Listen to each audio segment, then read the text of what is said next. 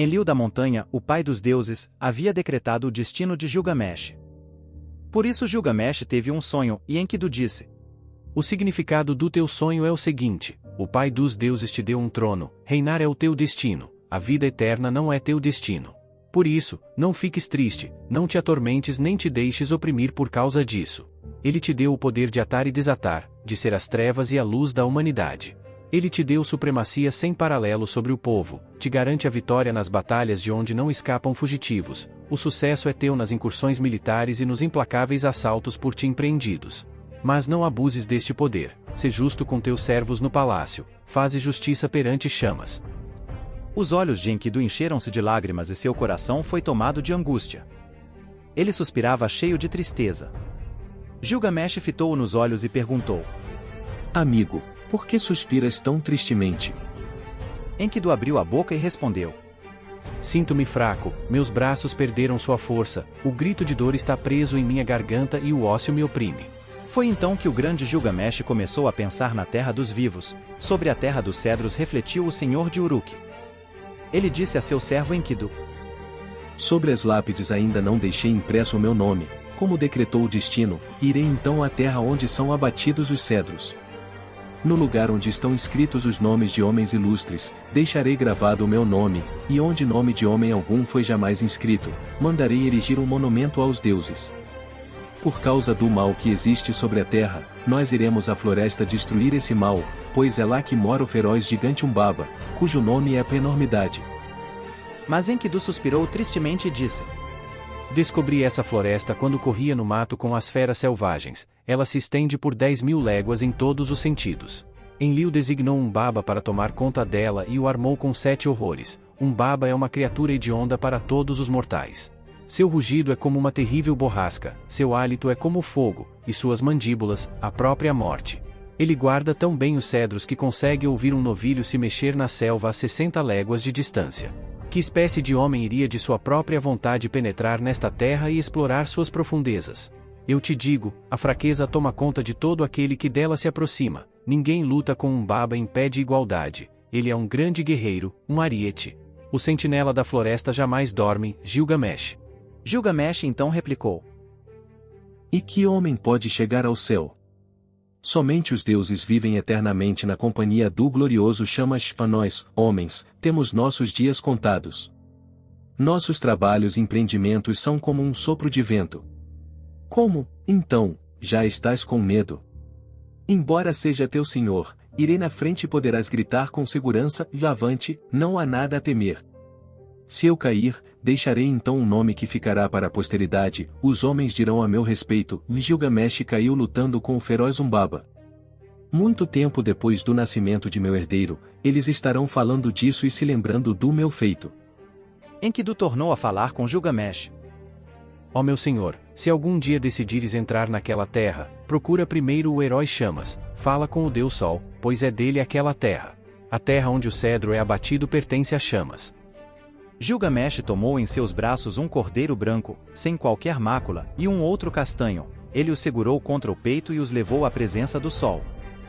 Carregando na mão seu cetro de prata, Gilgamesh disse ao glorioso Shamash: Vou para aquela terra, ó Shamash, para lá eu vou, ou minhas mãos suplicam, protegei minha alma e trazei-me de volta ao cais de Uruk. Eu imploro vossa proteção, permiti que os augúrios sejam propícios. Shamash, o glorioso, respondeu: Gilgamesh, és forte, mas que é para ti a terra dos vivos? Ó Shamash, ouvi-me, ou ouve o que tenho a dizer. Os homens aqui da cidade morrem com o coração oprimido, eles morrem com o desespero em seus corações.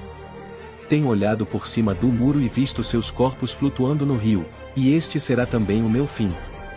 Estou certo disso, pois por mais alto que seja um homem, ele jamais atingirá os céus, e o maior entre todos jamais conseguirá abarcar a terra. Por isso quero entrar naquela terra, e por não ter ainda inscrito meu nome sobre as lápides, como decretou meu destino, irei à terra onde são abatidos os cedros. No lugar onde estão escritos os nomes de varões ilustres, deixarei gravado o meu nome, e onde nome de homem algum foi jamais inscrito, mandarei erigir um monumento aos deuses. Lágrimas escorreram por seu rosto, e ele disse: Ai de mim! É longa a jornada até a terra de Umbaba. Se esta iniciativa está fadada ao fracasso, por que encheste-me, ó chamas, de um sôfrego desejo de empreendê-la? Como poderei ter sucesso neste empreendimento sem vossa ajuda? Se eu morrer naquela terra, morrerei sem rancor, mas se retornar, gloriosos serão os presentes e louvores que dedicarei a Chamas. Chamas aceitou então o sacrifício de suas lágrimas. Tal como o homem piedoso, compadeceu-se de Gilgamesh. Escolheu aliados fortes para ajudá-lo, todos filhos de uma mesma mãe, e os posicionou nas cavernas da montanha. Recrutou os ventos poderosos, o vento norte, o furacão, o temporal e o vento gélido, a tempestade e o vento cáustico. Como víboras, como dragões, como um fogo devastador, como uma serpente que gela o coração, como um implacável dilúvio, como o grande raio, assim eram eles, e Gilgamesh exultou. Ele se dirigiu à forja e disse: Darei ordens aos armeiros, e eles forjarão nossas armas enquanto nós os observamos. Deu então instruções aos armeiros e os artífices sentaram-se em conferência. Eles foram ao arvoredo que ficava na campina e cortaram a madeira do salgueiro e do bucho, e forjaram-lhes machados de 180 libras, e espadas majestosas com lâminas de 120 libras, com punhos e botões de 30. Forjaram para Gilgamesh o machado força dos heróis e o arco de Anshan. Gilgamesh e Enkidu estavam armados, e o peso das armas que carregavam era de 600 libras. O povo e os conselheiros se reuniram nas ruas e no mercado de Uruk. Atravessaram o portão dos 7 ferrolhos e Gilgamesh lhes falou no mercado. Eu, Gilgamesh, irei encontrar essa criatura de quem tanto se fala, cuja fama se espalhou pelo mundo. Vou derrotá-lo na floresta dos cedros e mostrar a força dos filhos de Uruk, o mundo inteiro saberá disso. Eu me comprometo a levar a cabo este empreendimento, subir a montanha, abater o cedro e deixar para trás um nome ilustre e duradouro. Os conselheiros de Uruk e o povo responderam: Gilgamesh, sois jovem, vossa coragem faz com que ambicioneis demais, certamente não sabeis o que para vós significa esta empresa. Soubemos que Umbaba não é igual aos mortais, tais são suas armas que ninguém pode vencê-lo. A floresta se estende por 10.000 léguas em todos os sentidos, quem iria de sua própria vontade explorar suas profundezas? Quanto a Umbaba, seu rugido é como uma terrível borrasca, seu hálito é como fogo, suas mandíbulas a própria morte. Por que ansiais, Gilgamesh, por tal empreendimento? Ninguém luta com Umbaba em pé de igualdade, ele é um ariete. Ao ouvir estas palavras dos conselheiros, Gilgamesh olhou para seu amigo e pôs-se a rir. Como responder a isso? Devo dizer-lhes que tenho medo de Umbaba e por isso ficarei sentado em casa pelo resto de meus dias? Gilgamesh então tornou a abrir a boca e disse para Enkidu: Amigo, vamos para o grande palácio, para Egalma, e postemos-nos diante de Ninsun, a rainha. Ninsun tem profunda sabedoria, por ela nos aconselhará quanto ao caminho que devemos tomar. Dando-se as mãos, eles seguiram a Egalma e se dirigiram à grande rainha Ninsun. Gilgamesh se aproximou do palácio, entrou e falou a Ninsun: Ninsun, por favor, escutai-me, tenho de empreender uma longa jornada à terra de Umbaba, tenho de viajar por uma estrada desconhecida e me bater numa estranha batalha. Do dia em que eu partir até o dia da minha volta, até ter chegado à floresta de cedro e destruído o mal que Chamas abomina, rezai a Chamas por mim.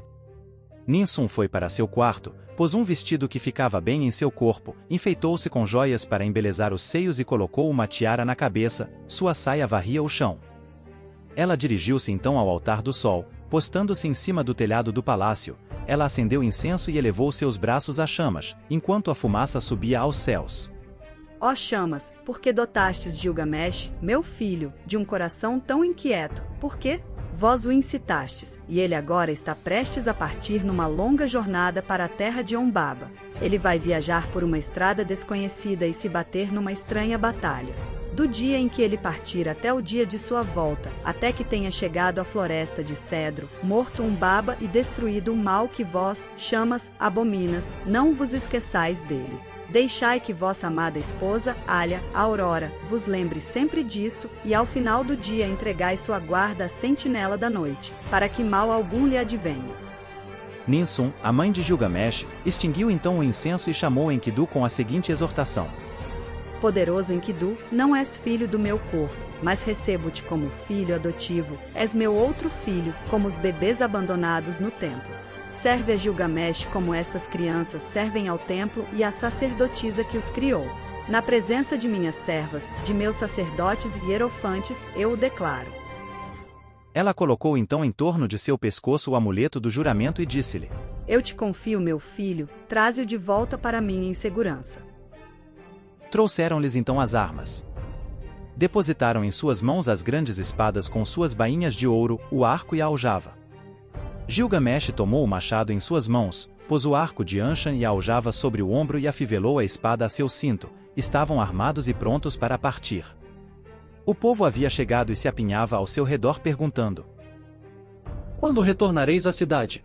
Os conselheiros abençoaram Gilgamesh e o advertiram: Não confieis demais em vossa própria força, tende cuidado e poupai vossos golpes no começo da luta. O que for à frente deve proteger seu companheiro, o bom guia que conhece o caminho protege seu amigo. Deixai que Enkidu vá na frente, ele conhece o caminho que leva à floresta, já viu um baba e é experiente na batalha. Deixai que avance primeiro pelos desfiladeiros, que fique alerta e que cuide de si mesmo. Deixai que Enkidu proteja seu amigo e que tome conta de seu companheiro, conduzindo-o em segurança através das armadilhas do percurso. Nós, conselheiros de Uruk, te confiamos nosso rei Enkidu, traze-o de volta em segurança para nós. E novamente tornaram a Gilgamesh, dizendo: Que chamas vos conceda o desejo de vosso coração, que ele permita que vejais com vossos olhos o sucesso do empreendimento proposto por vossos lábios, que ele vos abra uma trilha na estrada bloqueada, que ele crie um caminho para vossos pés. Que ele abra as montanhas para vossa passagem, que a noite vos traga as bênçãos da noite, e que Lugubanda, o Deus que vos protege, esteja a vosso lado na luta pela vitória. Que saiais vitorioso da batalha, como se houvesseis lutado com uma criança. Lavai vossos pés no rio de Umbaba, ao qual vos dirigis, cavai um poço à noite e tende sempre água pura e límpida em vosso odre. Oferecei água fria a chamas e não vos esqueçais de Lugubanda. Enkidu então abriu a boca e disse: Avante, não há nada a temer. Segue-me, pois conheço o lugar onde vive Umbaba e as trilhas por onde ele passa. Deixa que os conselheiros retornem. Não há o que temer. Ao ouvirem isso, os conselheiros se despediram de Gilgamesh. Ide, Gilgamesh, que vosso Deus protetor vos ajude e vos traga de volta com segurança ao cais de Uruk. Depois de 20 léguas de viagem, eles quebraram seu jejum, depois de outras 30, pararam para passar a noite. Caminharam 50 léguas num dia, em 3 dias, haviam percorrido o equivalente a uma jornada de 1 mês e 2 semanas. Eles atravessaram 7 montanhas antes de chegar ao portão da floresta. Enkidu então gritou para Gilgamesh: Não te embrenhes na floresta, ao abrir o portão, minha mão perdeu sua força. Gilgamesh lhe respondeu: Caro amigo, não fales como um covarde. Sobrepujamos tantos perigos e viajamos tanto para acabar voltando? Tu, que carregas a experiência de tantas batalhas e guerras, fica perto de mim e não terás medo da morte, ou fica do meu lado e tua fraqueza passará, os tremores abandonarão tua mão. Preferirias, amigo, ficar para trás? Não, desceremos juntos ao coração da floresta. Deixa as batalhas que estão por vir despertar em tua coragem e esquece a morte e segue-me, um homem resoluto mas prudente. Quando 2 homens estão juntos, cada um se protege e escuda seu companheiro, e se eles caem, deixam para trás um nome ilustre e duradouro. Juntos eles se dirigiram à floresta e chegaram à Montanha Verde. Ali pararam, estupefatos, fitando imóveis a floresta. Viram a altura do cedro, examinaram o caminho que penetrava na floresta e a trilha por onde Umbaba costumava passar. O caminho era largo e fácil de percorrer. Eles contemplaram a Montanha dos Cedros, a morada dos deuses e o trono de Ishar. O enorme cedro se elevava em frente à montanha, sua sombra era linda e cheia de conforto. A montanha e a clareira eram cobertas pelo verde do matagal. Ali Gilgamesh cavou um poço antes do pôr do sol. Ele subiu a montanha, deitou farinha fina ao chão e disse: Ó montanha, morada dos deuses, trazei-me um sonho auspicioso. Os 2 então deram-se as mãos e se deitaram para dormir, e o sono que flui da noite os envolveu docemente. Gilgamesh sonhou, e à meia-noite o sono o deixou. Gilgamesh contou seu sonho ao amigo. Enkidu, o que foi que me acordou se não foste tu? Amigo, tive um sonho. Levanta e olha o despenhadeiro da montanha. O sono enviado pelos deuses foi interrompido. Ah, meu amigo, que sonho tive eu!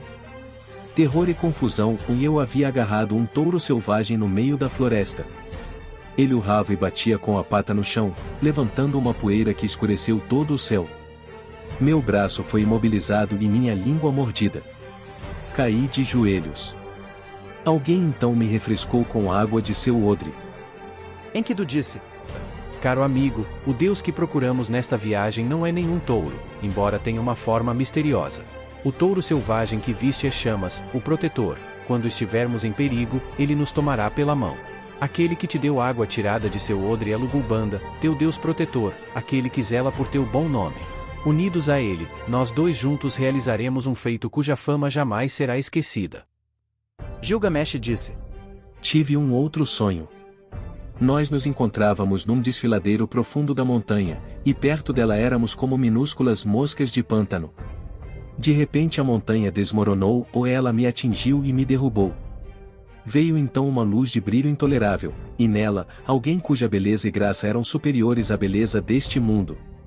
Ele me puxou debaixo da montanha e deu-me água para beber. Meu coração se sentiu confortado e ele tornou a colocar-me de pé sobre o chão. Enkidu, o filho das Campinas, então disse: Desçamos a montanha e vamos conversar sobre isso. E disse a Gilgamesh, o jovem deus: Teu sonho é bom, teu sonho é excelente, a montanha que viste é um baba. Agora sei com certeza que vamos pegá-lo, liquidá-lo e atirar seu corpo lá de cima, como a montanha que caiu sobre a planície. No dia seguinte, depois de percorrer 20 léguas, eles quebraram seu jejum, e depois de mais 30 léguas, pararam para dormir. Cavaram um poço antes do pôr do sol, e Gilgamesh subiu a montanha. Ele deitou farinha fina ao chão e disse: Ó montanha, morada dos deuses, mandai um sonho para Enkidu. Fazei com que seja um sonho auspicioso. A montanha moldou um sonho para Enkidu e ele lhe foi enviado. Era um sonho ominoso. Uma chuva fria passava por cima dele e fazia com que fosse obrigado a se agachar, como a cevada da montanha que se curva sob um temporal. Mas Gilgamesh ficou sentado com o queixo sobre os joelhos até que o sono, que flui para toda a humanidade, se apoderou dele. Então, à meia-noite, o sono deixou-o, ele se levantou e disse para o amigo: Tu me chamaste? Por que acordei? Tu me tocaste? Por que me sinto aterrorizado?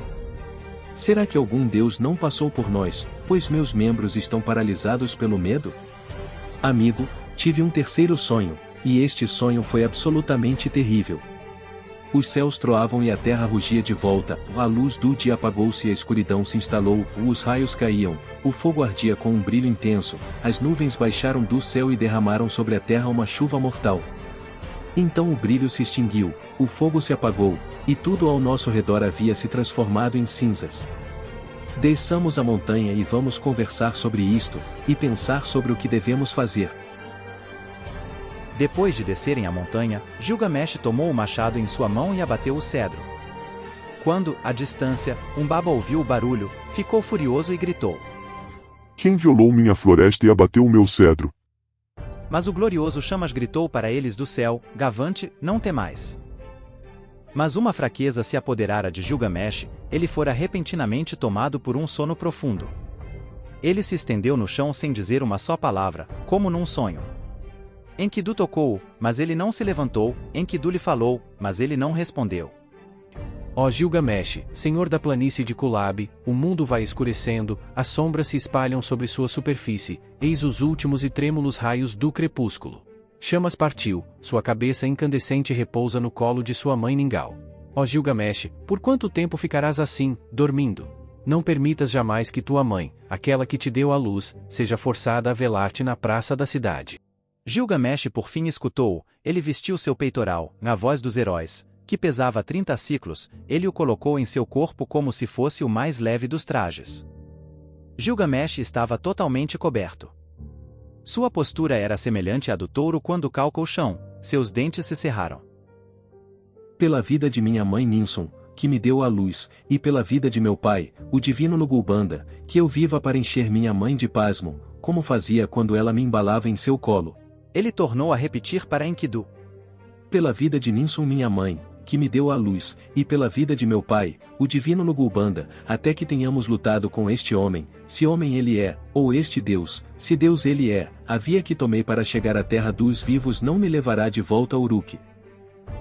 Então Enkidu, o fiel companheiro, implorou em resposta. Ó meu senhor, tu não conheces este monstro e por isso não tens medo. Eu o conheço e estou aterrorizado.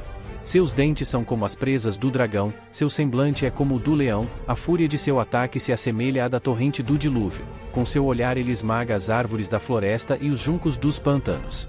Ó meu senhor, podes prosseguir em tua incursão por este território se quiseres, mas eu retornarei à cidade. Contarei teus feitos gloriosos à tua mãe até que ela grite de júbilo. Falarei então da morte que se seguiu até que ela chore de amargura. Gilgamesh diz: Ainda não estou preparado para a imolação e para o sacrifício, a barca dos mortos não descerá o rio comigo, nem tampouco será necessário que se prepare para mim a mortalha de 3 pregas. Meu povo também será poupado da tristeza, a pira não será acesa em minha casa, minha morada não será consumida pelo fogo. Dá-me tua ajuda hoje e te ajudarei amanhã, o que poderá então dar errado com nós dois juntos?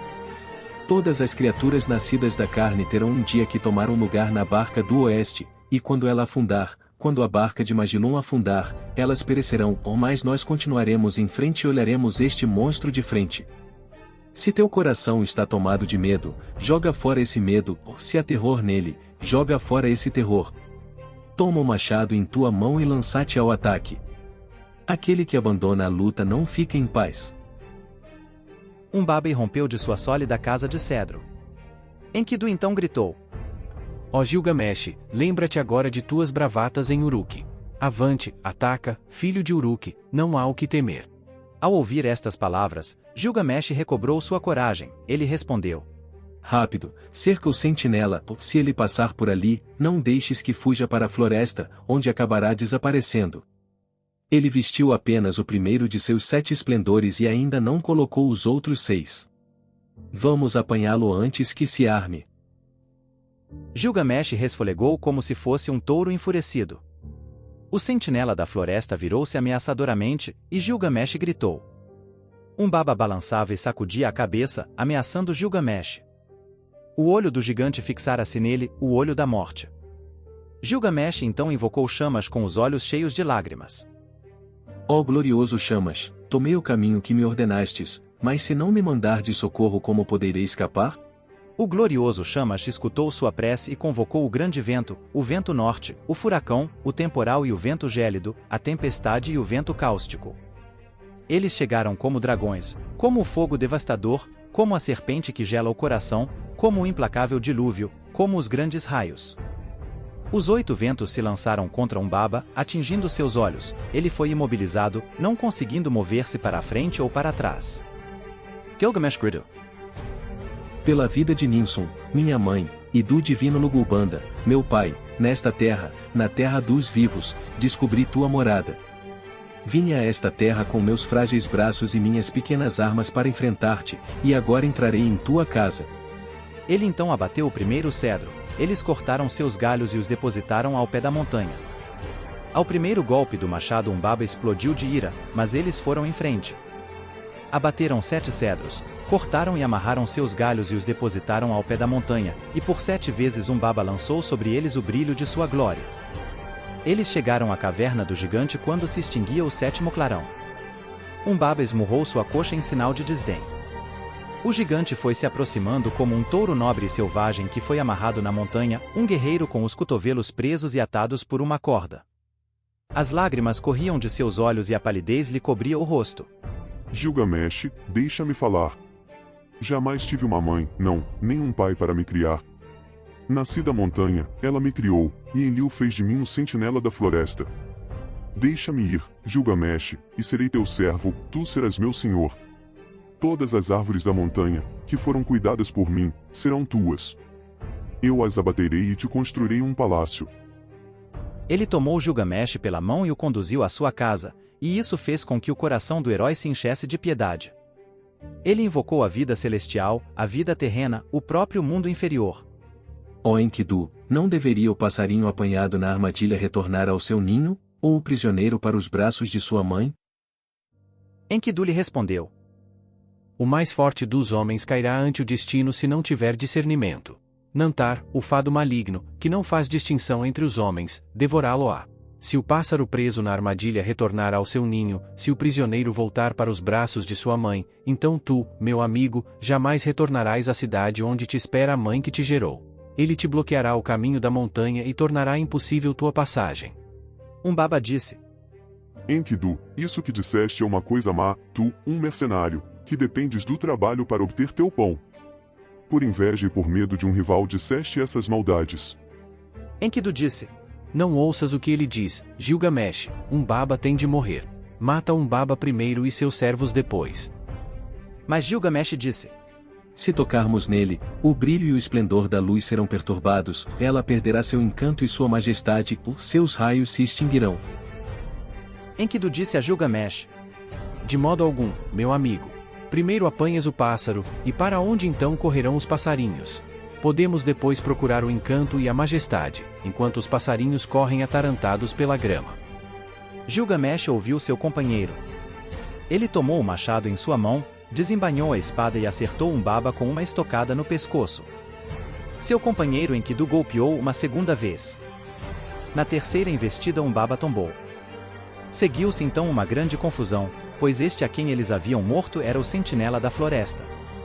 Por 2 léguas os cedros estremeceram quando Enkidu abateu o vigia da floresta, aquele cuja voz fazia os montes Hermon e Líbano tremerem. As montanhas e todas as colinas se achavam agora agitadas e comovidas, pois o guarda da floresta fora morto. Eles atacaram os cedros, os 7 esplendores de Umbaba se extinguiram. Eles então prosseguiram floresta adentro carregando a espada de 8 talentos. Eles acharam as moradas sagradas dos Anunnaki, e enquanto Gilgamesh abatia a primeira árvore da floresta, Enkidu ia limpando suas raízes até as margens do Eufrates. Eles expuseram aos deuses, a Enlil, o corpo de Umbaba, eles beijaram o chão, deixaram cair a mortalha e apresentaram ao deus a cabeça do gigante. Ao ver a cabeça de Umbaba, Enlil gritou: Por que fizestes isso? De agora em diante que o fogo castigue vossos rostos, que ele coma o pão que comeis, que beba a água que bebeis. Enlil então tomou de volta o brilho e os 7 esplendores que haviam pertencido a Umbaba. Ele deu o primeiro deles ao rio, e os outros ao leão, à pedra de execração, à montanha e à temida filha da rainha do inferno. Ó Gilgamesh, rei e conquistador do brilho terrível, touro selvagem que pilha a montanha, que atravessa o mar, louvado seja, e dos corajosos a maior glória é a de Enki.